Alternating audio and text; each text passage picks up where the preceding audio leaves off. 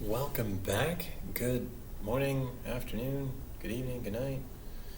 Whenever you're watching this, hi, welcome. It's the last notes. We're going to end up in the present day. So, yeah, let's go. Notes 11-2, 2000 to 2021, President Bush, Obama, Trump, and Biden. Bush is going to be the first half, and then I'll kind of put a stopping thing in, and then we'll move on with Obama. Trump and Biden are going to be very short because we haven't really written those history books yet. We're starting to, at least with Trump, and we're starting to gather, sources and such on the Biden presidency, but, not a lot there yet. Okay, President George W. Bush, President of the United States from 2001 to 2009. He was the 43rd President of the United States. That's why we occasionally refer to him as Bush 43. We don't usually call presidents by their number, but his dad, also named George Bush, was the 41st president. So we have to have a way to differentiate them. It's like John Adams and John Quincy Adams back in the beginning. Except they both have the same middle name, Walker. Thankfully, Bush 41 has another middle name, Herbert, so it's George H.W. Bush is the father, and George W. Bush is the son. So, 2000 election, incredibly contentious. Ralph Nader does not pull in anywhere near the numbers of votes that Ross Perot did back in the 1992 election, not even as much as he did in the 1996 election. But his votes are strategically placed such that if he hadn't been in the race, Al Gore might have won. Might have. Can't guarantee it. But Al Gore did win the popular vote by about 500,000. But he lost the Electoral College in a very close win. And we're going to see that happen a few times in the 21st century. So, a couple times in the 21st century anyway. So George W. Bush wins the election. Now there's there's some drama and some controversy. So the first is Ralph Nader, that guy. He ran as a third-party candidate for the Green Party, as the name of the Green Party implies. They care about environmental issues. That's why they're the Green Party. So he doesn't win any states, but if the people who had voted for Ralph Nader, and that's a big if, but it's a possible if, right? If they had voted for Al Gore instead, Gore probably would have won the election. So if you fast forward to the Democratic Party today, you have a lot of big names in the Democratic Party talking about like a Green New Deal, right? Running on environmentalism, running on, climate change and renewable energy and electric vehicles and stuff like that, right? Because they don't want to lose an election because of the Green Party ever again. So that's how third parties work in politics, right? In American politics anyway. When Ross Perot came in and ate the Republicans' lunch on budget matters, on fiscal money matters, the Republican Party doubled down on being the fiscally responsible, fiscally conservative, we're going to balance budgets kind of party. And when the Democrats get their lunch eaten by, their salad eaten, I guess, Green Party, good joke. Not even in the script, on the spot, that one. Ralph Nader, when he eats their salad, the Democratic Party doubles down on the environment. Because they want to get those Green Party voters back voting for the Democrats. So that's one of the sort of controversies, drama things. The bigger one is the Supreme Court case Bush v. Gore. Star Test likes to throw this on there, not every single year, but they like to throw a Bush v. Gore question on the Star Test. And on Election Day, pretty much all the states call pretty early on. They know who won the state, but Florida's way too close to call. There's like less than 500 votes that separate Bush from Gore. And that might sound a little familiar because of the 2020 election when some states were too close and they had to do recounts and there were court cases and all that stuff going back and forth. That happened here. it was kind of limited to Florida. There weren't a bunch of states that were, getting lawsuits thrown around in them. But definitely happened in Florida because it was that close. And there's a couple of reasons why it was a few reasons why it was that close. One of the reasons is that going into the 2000 election, a lot of people didn't see a whole lot of difference between Bush and Gore. They just didn't think they were that different. They didn't think they'd be that different as politicians, so not a ton of people showed up to vote. That's part of it. Another part of it was these butterfly ballots here in the picture that were used in, I don't know if it was the entire state of Florida or some of the bigger counties. Anyway, these were in use in Florida. And what you did is the person you were going to vote for, you took your little pencil and you punched a hole in the little dot for it.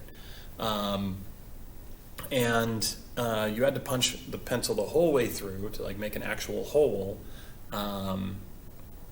And so when they're doing the recount, you get pictures and video, and you can look this up. I wanted to show you the actual ballot, but like you have pictures of people looking at the ballot, trying to figure out who people were trying to vote for. It's a very confusing ballot system. We don't use these anymore for really good reason. Another thing that was kind of confusing, there's the pointer. So if you wanted to vote for George Bush, the Republican, on this ballot, you would punch through this. If you wanted to vote for the Democratic candidate, Al Gore, you'd have to punch, so this is the Republican one. This is not the Democratic one, this is. So even though the Democratic one is the second one on the left-hand side, it's actually the third punch. Now, most people were able to read that properly. Most people were able to vote properly the way they wanted to. But Pat Buchanan, a member of the Reform Party, didn't really get a whole lot of votes. But in some Florida counties with these butterfly ballots, Pat Buchanan got way more votes than he did anywhere else. Now, did he just have way more supporters in those areas? Maybe. Or maybe we had folks whose eyesight wasn't the greatest or got confused and weren't sure and punched the second one instead. Those votes could have been enough to switch Florida over to Al Gore. The vote ballots that had been thrown out because the punch didn't go all the way through. Well, the Gore campaign was looking at some of them, and gosh, there sure was a mark on the Al Gore one. It just didn't go all the way through, so you had these dented chads or hanging chads where like it was partially torn but not torn all the way around. Do those count? Do those not count? So that's what these lawsuits are about. And there's a bunch of lawsuits in the state of Florida. The Bush campaign files a bunch of lawsuits. The Gore campaign files a bunch of lawsuits about the recount, about everything else. And eventually, and again, you can dig deep into this topic, the individual lawsuits, the individual judges involved, the individual lawyers, the individual arguments. You could, if you're ever going to go to law school, you could do an entire semester just on the Bush v. Gore legal situation from the 2000 election. But eventually, this ends up in front of the Supreme Court. They basically just take all of it into one. And basically, the Bush campaign is arguing the count is the count, we're done, and since we're winning, we win. And the Gore campaign's argument is, we need to recount. This stuff is confusing. There's some counties that haven't finished their recounts. We're less than 500 votes separating the two of us. Maybe we should finish the recount. And because it was taking so long and all these other things were happening, eventually the Supreme Court rules in favor of the Bush campaign, that the recount stops, the vote count is what it is, and, oh, hold on, lights. Oh, geez, just a second. Sorry. Okay, I'm coming back. I'm not going to bother editing that out. I could, but I don't want to. So,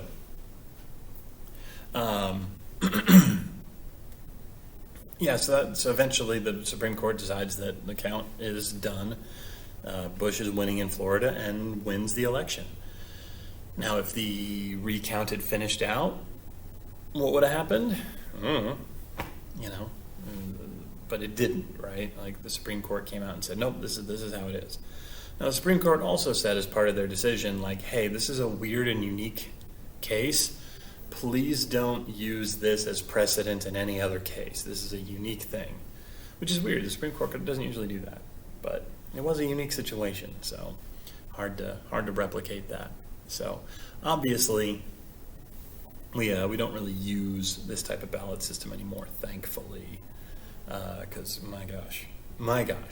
Anyway, if you've got adults in your life about as old as me, ask them about hanging chads in the 2000 election. It was a whole thing. So September 11th, we're going to talk about this in class, obviously, in some detail, at some length. But September 11th, 2001, 4 planes were hijacked. 3 of them were used to crash into buildings. One of them, the passengers fought back, and it crashed into basically an empty field, I think in Pennsylvania, instead of its target. So these attacks are orchestrated by Osama bin Laden and Al-Qaeda. The English translation, because Al Qaeda is an Arabic word, right? It's just a word. The prefix al is the. So if anybody ever sees something and it's like they see the al prefix in front of an Arabic word and they're like, oh my gosh, it's like Al Qaeda. It's the word the.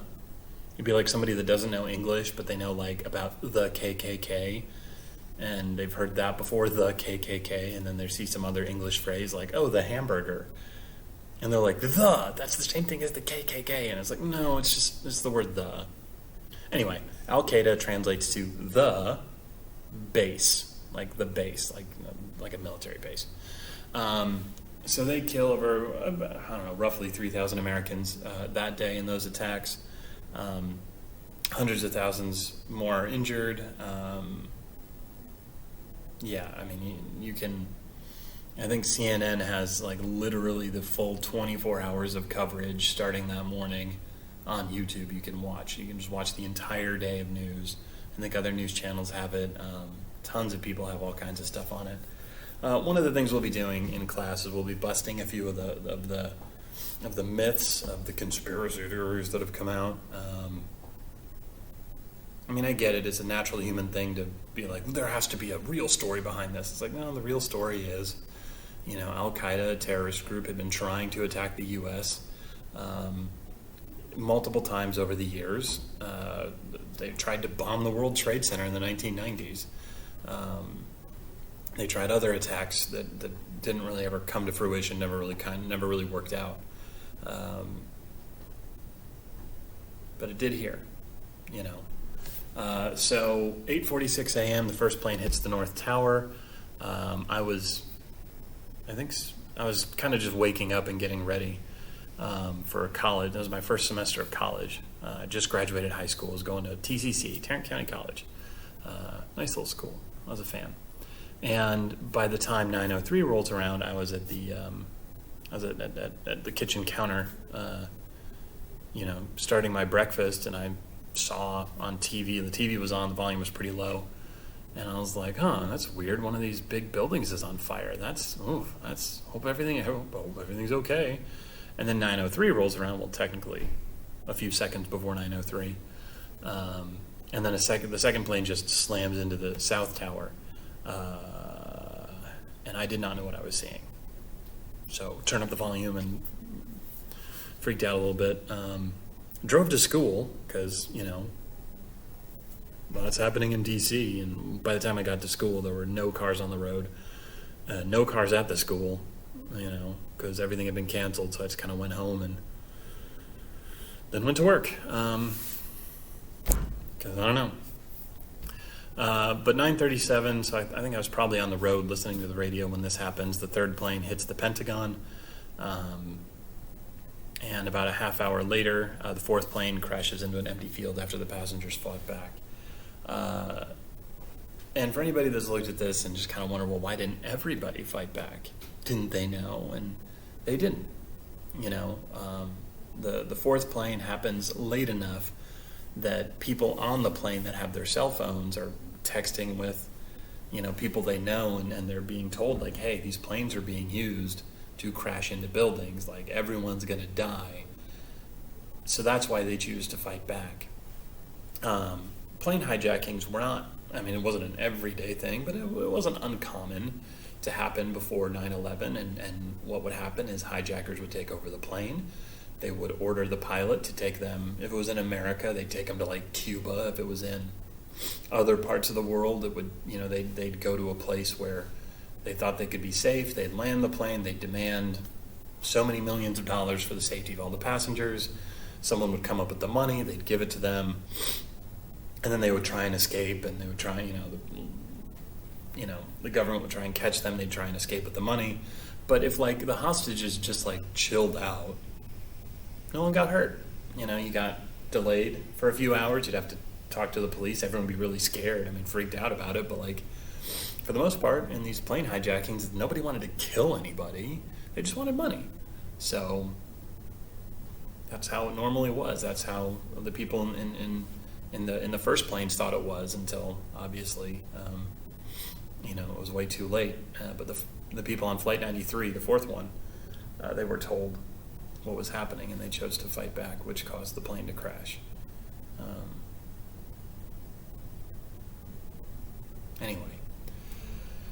Anyway, the world before 9/11 and the world after 9/11, right? So after 9/11, we end up with the war on terror. This is not really a typical war. It's not one country fighting against another country. These terrorist groups are decentralized, right? They're not in a specific country. They don't run a specific country. The Taliban kind of does, but that's really like the only group that's able to pull off something like that. And there's, some of these groups have tens of thousands of members, 10,000, 15,000, 20,000. Some of them only have 4,000 or 5,000, but like, they're not sitting there as an army saying, okay, let's fight. Like, they're hiding in the deserts, in the mountains, in towns, in villages, and then like they'll, it was like the fighting in Vietnam, the guerrilla warfare style stuff in Vietnam. And traditionally, we have not fought very well against enemies like this, like we had to fight in Vietnam. But we do our best. Our military does the very best they can with the incredibly difficult job they have. We do pass, one of the first laws that passes after the 9/11 attacks is the USA Patriot Act. And yes, each of those letters stands for something. There's a reason that's all in capital letters. You're not going to have to worry about that on the test, but USA Patriot Act. So this is a tough balance. Obviously, it was voted on by a lot of politicians from both the Democratic and the Republican parties. This isn't something you can say, oh, this political party supports it, and this political, as both political parties supported it. There were a few politicians here and there, among both parties that were like, oh, I don't know about this, but the vast majority of politicians in both political parties voted for it. So it's not a political party thing. And there's this balance to it, right? It offers more protections. It gives intelligence agencies much more authority. They can share information better. Because one of the things they found out after 9/11 is that, the CIA knew a little bit of what might happen, and the NSA knew a little bit of what might happen, and the FBI had heard a couple of things, but they hadn't been talking, so they couldn't put all the pieces together before it went down. So that was one of the big priorities, is make sure these intelligence agencies can share their information easily so we can put these puzzle pieces together. I don't think there's necessarily anything wrong with that, right? I think that's probably not a bad idea. But it also increases the abilities of intelligence agencies to monitor electronic communications. It updates a lot of laws about how intelligence agencies could work based on new technologies that are around at the time, which, fair enough, there's new technologies, and we need to figure out what law enforcement can do and can't do with that new technology. Nothing wrong with that. And it also allows agencies to gather and use more intelligence without tipping off terrorist groups like they could with organized crime and stuff. And that's maybe something like that's necessary, right? But on the other hand, some of these new powers that the Patriot Act gives the government and our intelligence agencies might infringe on some of our freedoms and our constitutional rights. For instance, the Patriot Act allows intelligence agencies to spy on pretty much anybody, including American citizens, without really needing a warrant. And if they do need a warrant, they can go to a secret court, a FISA court, F-I-S-A, in case you've ever heard that phrase, and they can get a secret warrant that they never have to tell you about. So, like, you know, if someone busts, you know, the police tell you to open the door to your house, and you're like, can I see a warrant? They can show you a warrant. You're like, well, dang, okay, I guess you need to come in because you have a warrant. You know, they can be like, secret warrant. And you're like, what do you mean secret warrant? You know, so that's a thing they can do now. And it allows intelligence agencies to monitor electronic communications of American citizens without proof of involvement in terrorist activities. So all the stuff you do on your cell phone, all the stuff you do on the internet, the intelligence agencies can just basically track that, even if you're not suspected of being involved in any kind of terrorist activities. If you've seen the memes about your personal FBI agent checking in on you through the you know, tracking your computer and stuff, that's where it's from. Not that you have a personal FBI agent tracking you, probably. Hope not. I mean, if you're on some list, like maybe, but I don't think you're on any lists like that. So, what's the war on terror look like in Afghanistan? Well, here's a few pictures from it of American troops and, you know, Taliban and Al-Qaeda members. So the Taliban, who was pretty much in charge of most of Afghanistan at the time, they were accused of working with Al-Qaeda, of sheltering Osama bin Laden, right? America got support reports that bin Laden was hiding in Afghanistan.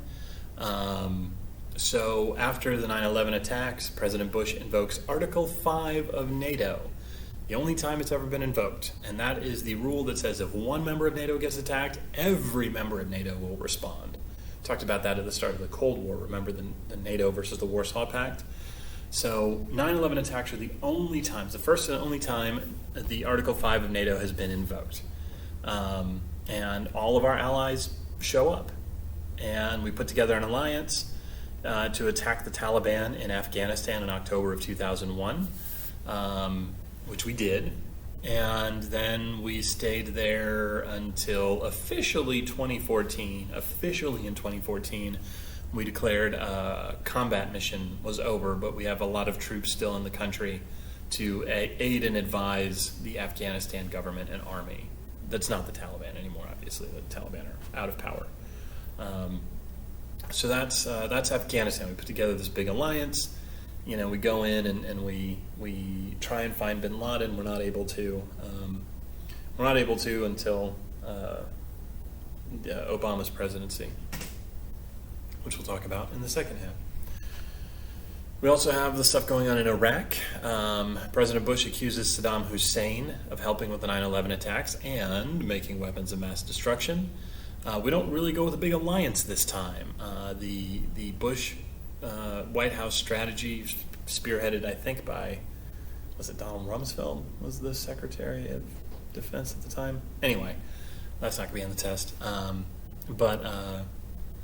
Yeah, the Bush White House basically decides we're going to show that we can just do this alone. We're not going to put together a big alliance. We're just going to go in and handle our business. And that's March of 2003 we go in. 2 months later, in May of 2003, we declare mission accomplished. The Iraqi army is pretty much taken care of. Saddam Hussein is out of power. He's in hiding, but he's out of power. And we've got that big, he goes on the aircraft carrier, there's that big mission accomplished banner behind him. Gives the speech, pretty famous moment at the time and since. And then by the end of the year, Saddam Hussein is captured by U.S. forces. Here's a picture of him in captivity, a little bit different looking than the last picture we saw of him. 3 years later, Hussein is found guilty of his crimes by the new government of Iraq and hanged. So he's dead. And we still have a lot of troops in Iraq. There's a lot of violent resistance from a lot of different groups, including like Al-Qaeda and ISIS and ISIL. And so we still have troops there. Now, been a lot of investigations since the initial accusations in 2003, and there's not a lot of evidence. There's very little evidence, almost no evidence that Iraq or Hussein had anything to do with 9/11. And UN inspectors were all over the country trying to find these weapons of mass destruction, and couldn't find them. Now, were they just very well hidden and they'd been smuggled out of the country beforehand? Were they never there in the first place? Hard to say. Hard to say. Now, a bit of good news for folks who need health care, which is all of us. In 2003, the Medicare plans were getting more and more expensive. More baby boomers were retiring, getting older. They needed more medication, more health care. And prescription medication was one of the most expensive things in the program. And based on how the law was written originally, there's a lot of prescription medication that wasn't covered. So these folks that are on, that are getting older, that are retired, that are on fixed incomes, that don't have a lot of extra money, all of a sudden their prescriptions are costing more and more and more of the money that they have. So Congress and President Bush worked together to put together Medicare Part D, which is specifically a thing to help people afford prescription medications after they're retired and on Medicare. And because the government is, buying so many of these pills and medication, whatever medication it is, they're able to get it a little bit better of a rate, so it kind of helps bring the cost, it helps control, it doesn't only bring costs down, but it helps costs stop going up so fast, and it helps people afford their medication, so they can live. So, not bad. Then we get the 2004 election. A lot happens during the Bush presidency. Bush wins again, runs against John Kerry. John Kerry, not a super inspiring politician. Has a pretty good track record if you look at his resume. He was fought in Vietnam.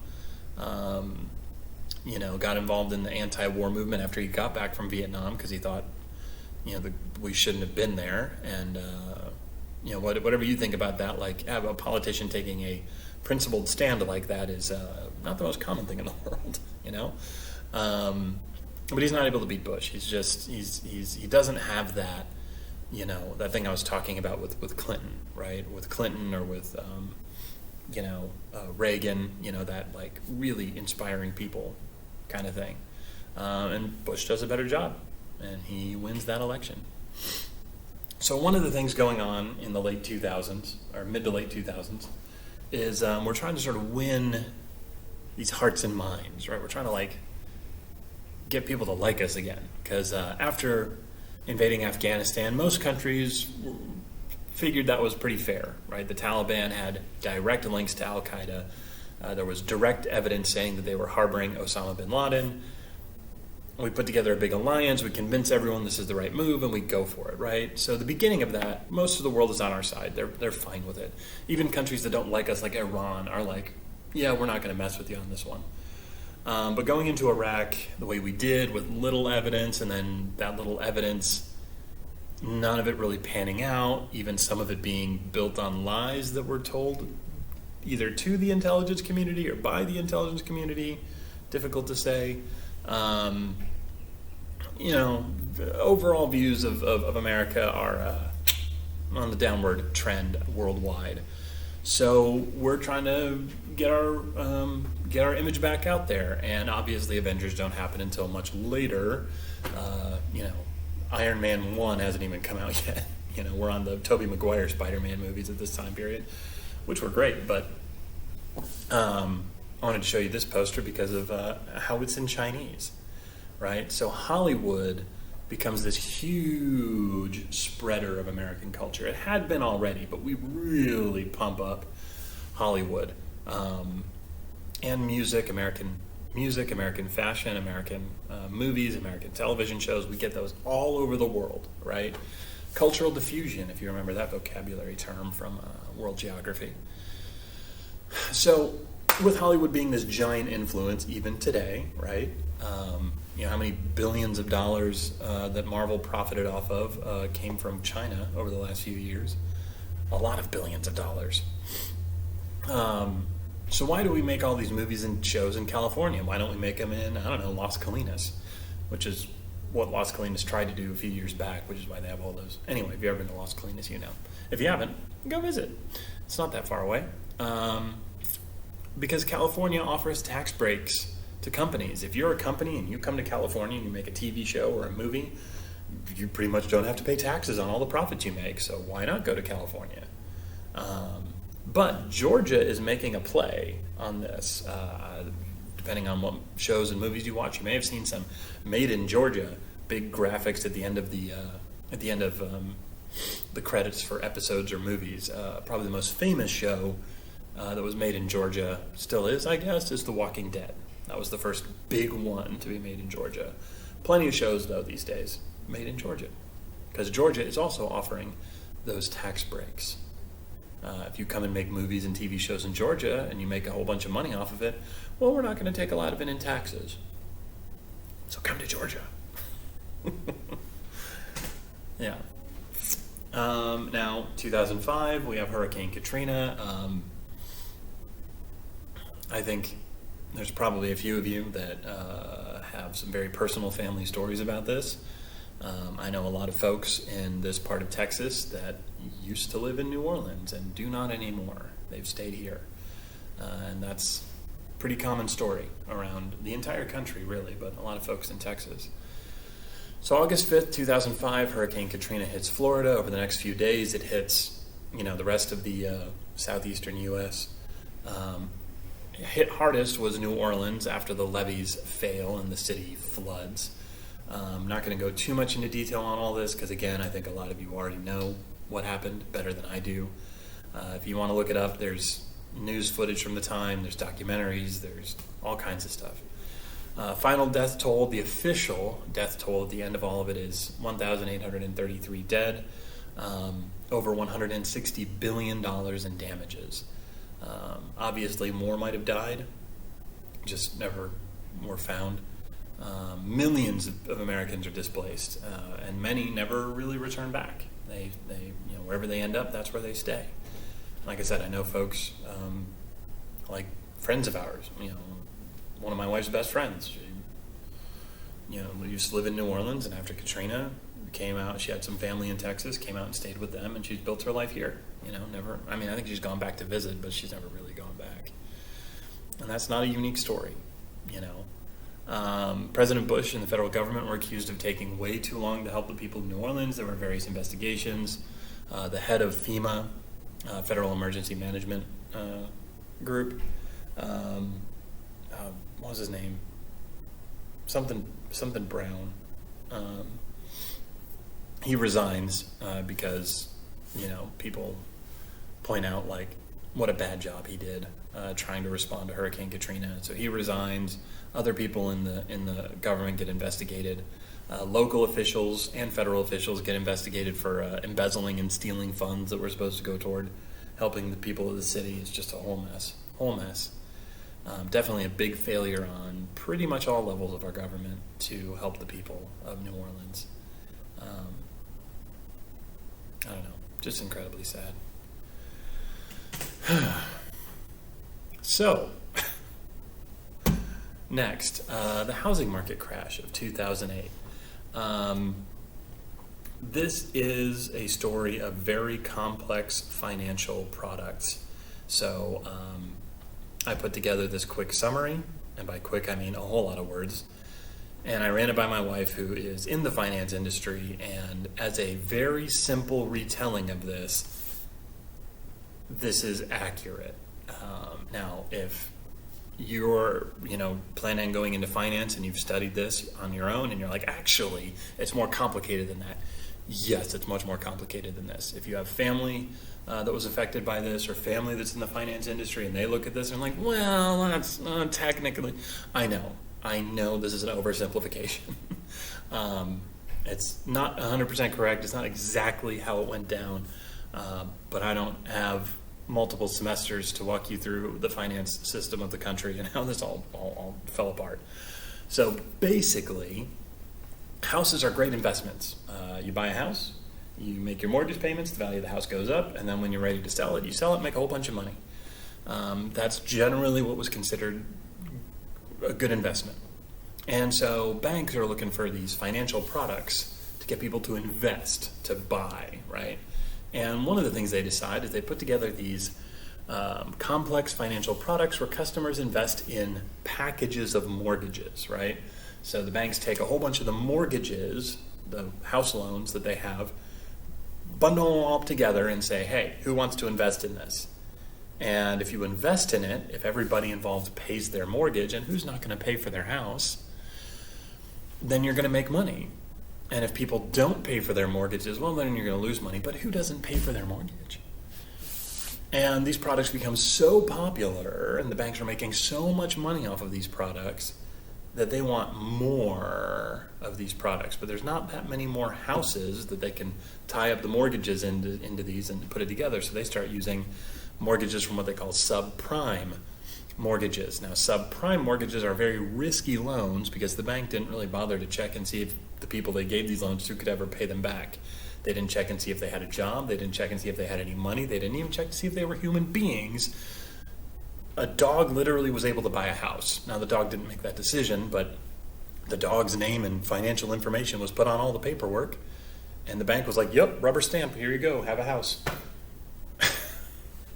So things were like not being checked. Things were not being, the banks were not being very careful about things, and they were saying, no, this is all good. It's all mortgage securities. It's all these, complex financial products. But now they have these like not very good, not very, very risky loans in these products, and so these products start failing because, well, subprime mortgages, it's kind of a coin flip whether or not the person's going to be able to pay for their house, and if they don't pay for their house, value goes down. So some of these products start failing, people start freaking out, the housing market crashes, the rest of the economy crashes. We have the Great Recession of 2008, and obviously, most of you were pretty young kids at that point, but ask the adults in your life how that went down for them. Probably a pretty rough time period. I know a lot of people that I know and I, very good friends with or related to had some real hard times during this time period, and it definitely affected mine and my wife's finances. We didn't own a house at that point, and thankfully, but it definitely affected the entire American economy. Now, if you want more information on this, there's a whole ton of places you can look. One place that does a pretty good job, not a perfect job, but a pretty good job, of giving you the basics in about 2 hours is the movie The Big Short. It is rated R for a lot of reasons. I think the only thing that it doesn't have is like extreme violence. All the other things that can get a movie rated R for, it gets rated R for. So if you're not allowed to watch rated R movies, or like you need to run this by the adults in your life before you check it out, understand. There are adult situations, there's a lot of adult language, it's a whole thing. But it's a very good explainer on how the stuff actually works without going into a ton of complicated financial lingo. Which brings us to President Barack Obama. So we're going to go ahead and, I'm going to pause this. Teachers and students, I just wanted to give a friendly reminder that I'll see students in a minute. Sorry about that. Oh, the void. Whoops. Didn't mean to expose you to the void today. So this is going to be the halfway point. Well, it's actually, we've gone more than the halfway point. The second half of these notes are going to take a lot less time. But this is, if you've watched the first half, this is where the second half is going to start. So if you're just watching this all the way through, just keep watching. If you're picking back up, here's where you need to pick back up. So let's get started and welcome back for the second half. We're going to talk about Obama, and we're going to talk about Trump. We're going to talk about Biden, mostly Obama, a little bit of Trump, a little bit of Biden. So the 2008 election, the last of the notes. We're about to get to the present, folks. You're alive at this point. Anyway, Obama wins by a lot over John McCain. I think I mentioned earlier, but I've definitely heard both Democrats and Republicans call Barack Obama a once-in-a-generation politician. And again, you can like him, not like him, agree with this stuff, not agree with this stuff, but as far as being able to run for office and do all the stuff with that, Yeah, he's very good at that. Once in a generation? But I've definitely heard folks make that claim. One of the big things, the first thing that's going to be in all the history books about Barack Obama is he was the first black president. Very first African-American president we ever had. This is from his victory speech in Chicago. You can watch the whole thing if you want. You can just watch the first couple of minutes where he talks about, if anybody doubts the strength of American democracy and the possibilities of this country, here we are, right? And he doesn't ever, I don't think he ever says, I'm the first black president, but that's what he's talking about. So obviously, we've talked about in class how, there's still issues with, race and racism and sexism and stuff in the U.S. here and there. Maybe more, maybe more here, maybe more there, depends on the place and the situation and everything else. But it's better than it was in the 1960s. It's better than it was in the 1920s. Definitely better than it was in the 1860s, right? So progress is being made. And this is a big thing of progress. When we talked about Bill Clinton, I mentioned, some people called him the first black president because they didn't think that we'd ever get an actual black president. So yeah. Anyway, you can watch that speech if you'd like. I have it queued up just for the first couple of minutes. It'll stop itself. But you can watch the whole one if you want by clicking through. Oh gosh, sorry, that's so loud. So loud. Anyway, yeah, turn your speakers down if you're going to watch it. At least for the crowd noise at the beginning. Ridiculous. Now, during Obama's presidency, obviously there's a lot of stuff that happened as more and more history is written about it, and more is going to get added to this. So, if you're watching this video a few years from now and you're getting ready for your own STAR test and you're like, we covered way more than this. Yeah, you probably did. So one of the things that's coming out in the late 2000s, early 2010s is this, more environmental movements, right? The environmental movement keeps trucking. One of the things one of the buzzwords this time around is reducing our carbon footprint, right? What can we do to lower our impact on pollution and climate change and everything else? One of those things is hybrid and electric cars, the Toyota Prius being the first big name hybrid car, Tesla being the big name in electric models these days, although the Chevy Volt and Bolt, the Hyundai Ioniq, every car company is coming out with their own versions of these things now, right? Another thing that we start putting together in the early 2000s are wildlife corridors, and this picture is an example. Here's this highway that's cutting this wilderness area in half, and animals would try and cross the highway and get killed, or they wouldn't even try, and all of a sudden, populations are separated, and it's a whole thing. Well, some folks tried building this little highway over the highway where animals could cross. Animal Crossing reference. So this is where animals could cross, and it turns out animals do use this, and even weirder, there's almost a truce among animals that are using this, right? Predators don't use it to ambush prey, they just get across and then get to the other side and then do their things. Obviously that's not 100% of the time, but it's definitely been a thing that I've seen studied, and it's kind of a weird thing. So the 2012 election, the Republicans put up Mitt Romney against Barack Obama to pretty similar results with John McCain. Again, whatever you think about Obama and his presidency personally, very difficult politician to beat in an election. Very good at getting elected to office. So one of the challenges that we're facing in the modern world is these big global challenges. One of the big ones being climate change, another one being world peace, trying to stop wars. The war on terror is still going on. How do we stop these terrorist organizations from killing people and, blowing up people and artifacts and all kinds of stuff. And one option is the United Nations. It's a supra-national organization above But the thing about the United Nations, it's not a world government. It doesn't actually really have authority over its members. It's mostly a place for people to meet and talk. And the number one goal of the United Nations is to make sure there's not another world war, right? After World War I, they tried forming the League of Nations. That kind of fell apart. But after World War II, they sort of reformed it as the United Nations. And,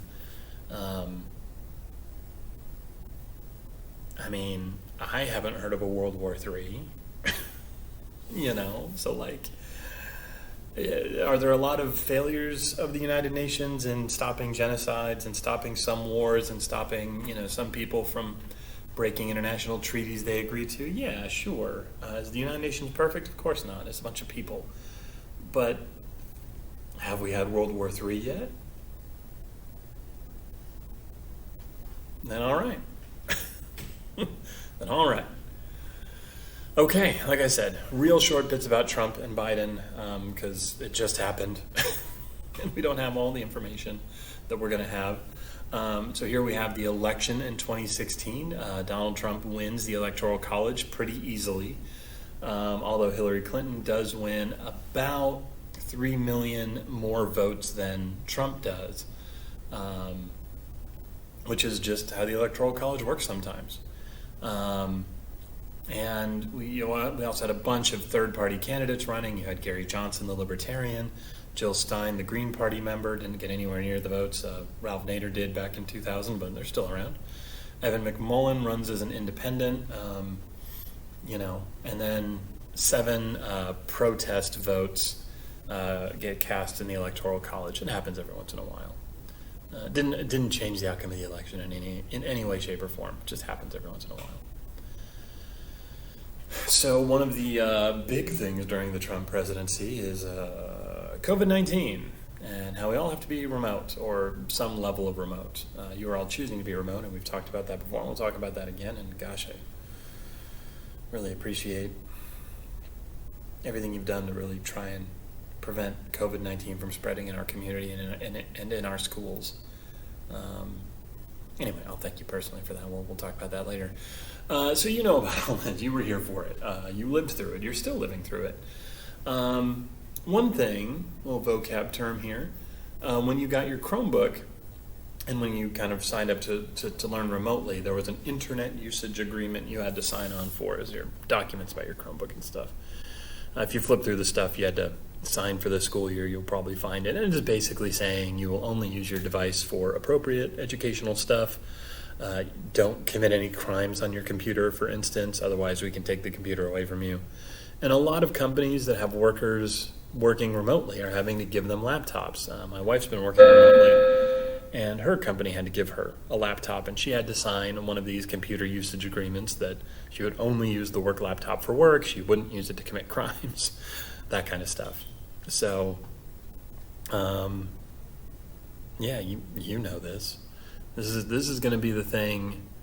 Hopefully we get COVID under control. Hopefully everything's good, and if depending on how generations stack up in your family, either your kids or maybe nieces or nephews or maybe even younger siblings that get born after this, they're going to read about this and go, "What do you mean you were at home for a whole year?" And it's like, well,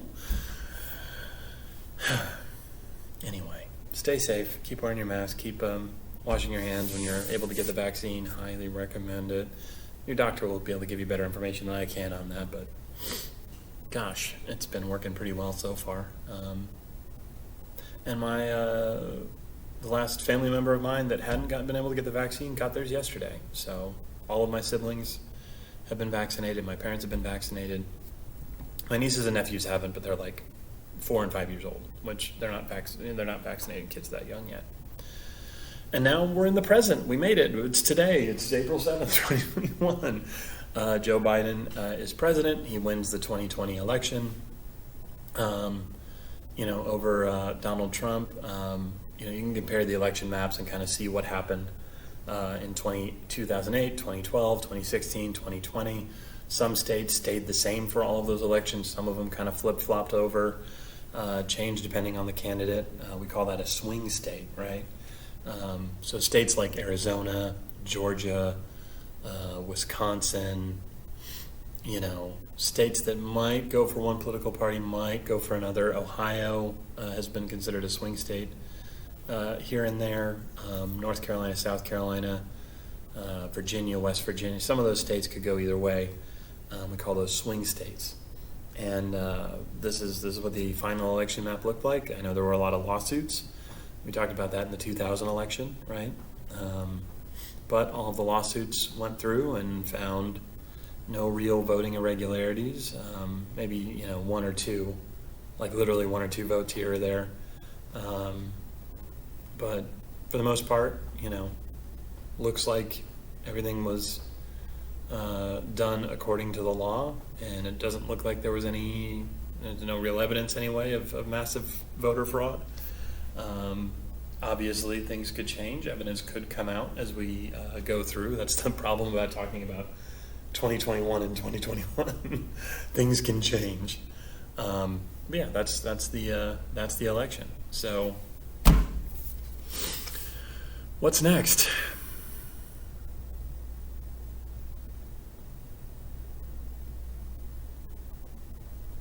No, it's up to you. Who do you want to be in charge in 2024? You're going to be 18 by that point. You'll get to vote. A lot of you are going to be able to vote in the 2022 midterms next year. Who do you want to be in charge of Congress? Who do you want to be in charge of Texas? Who do you want to be in charge of our school boards? Who do you want to be the mayor of your town? Right. So again, I will leave you with my voting advice one last time. I'm not going to tell you who to vote for because obviously, but when you hit 18, when you go fix up your license and your ID and everything like that, if you're in Texas, they'll ask you want to register to vote? Say yes. When elections come around, look up the candidates, look up who you think is going to do the best job for the position they're running for based on what you think that person should be doing, and vote for that person. And I think that's how you should vote, is educate yourself about the election, educate yourself about the candidates, and vote for the person you think is going to do the best job. And what that means is up to you. I've had students over the years ask me, it usually comes up when we talk about the Electoral College and everything else, and they go, well, what would happen? What would happen if nobody voted in an election? Because I want to know, well, what's the rule for that? What would happen? And my answer is it won't happen because I'm going to vote in the election, which means whoever I vote for gets to win. So if you don't vote, and I get it, some people, if you're working 2 or 3 jobs to support your family and, your jobs aren't going to give you the time off even though they're technically required to, I get it. If you're taking care of a sick family member and you can't leave for the couple of hours it would take, or maybe more than a couple hours it would take, depending on where you're at, to go vote, I get it. But if you're just kind of like, well, I don't feel like voting, well then, I don't feel like listening to you complain about how our government's being run. I mean, obviously you're allowed to have an opinion, First Amendment, but I'm allowed to have an opinion about that opinion, So there's a whole lot of legitimate reasons why someone might not be able to make it out and vote at a particular given time. But if you could have voted and you just decided, then if I hear you start complaining about how the government's being run, I might kind of be like, And when you go vote, you don't have to vote for everyone. If there's nobody on the presidential ballot that you think is worth your vote, you don't have to vote for president. You can vote for mayor, you can vote for a school board, you can vote for all the local stuff. That's going to affect your life way more than the president is anyway. Probably. If you're like, well, I'm going to be in the military and who the president is really going to matter to my life personally, then yes, you're right. You are correct. Who the commander-in-chief is matters a whole lot when you're a member of the military. So go out there, vote. It's a democracy.